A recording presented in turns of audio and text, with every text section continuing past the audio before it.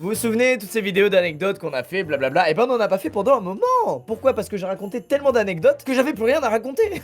Mais, vous savez, on mûrit, on grandit, on vit des choses et parfois on se souvient de quelques trucs. Bon, aujourd'hui je vais vous raconter 3 anecdotes de quand j'étais petit. Il y a d'ailleurs l'une de ces anecdotes où aujourd'hui encore mes parents n'ont jamais su la vérité. Ils vont l'apprendre en regardant cette vidéo, comme vous. Alors papa, maman d'avance, désolé. Mais tout d'abord on va commencer avec une première très rapide, très concise, juste pour montrer à quel point quand on est plus jeune, on est très naïf et on pense être trop malin. Alors, vous le savez, quand j'étais petit, j'étais un gros fan des écrans, des jeux vidéo. J'avais la PS1, je jouais à Tekken et FIFA avec mon frère. Plus tard, j'ai eu la GameCube, etc. Mais avant tout ça, ça a commencé par des jeux sur l'ordinateur. Moi, je suis un vrai, moi, Team PC depuis le plus jeune âge. En gros, pendant très longtemps, mon frère avait le droit d'aller sur l'ordinateur, mais pas moi. Donc je le regardais jouer au loin. Je crois qu'il jouait à Quake ou Unreal Tournament à l'époque. Et moi, je pouvais pas y jouer. Alors j'étais jaloux.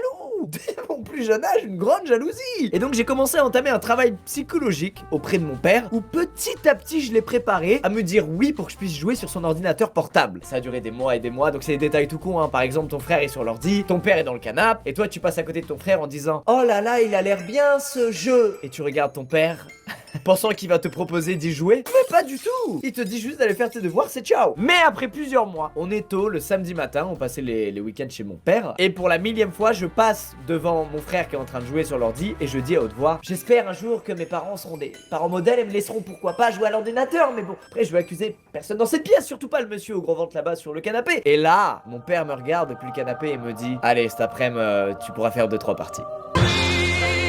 Ah bah là on applaudit Thierry, hein, là vraiment. L'après-midi mon père se casse de chez moi, mon frère se casse de chez moi, et je suis tout seul sur cet ordinateur à pouvoir jouer à Unreal Tournament pour la première fois de ma vie.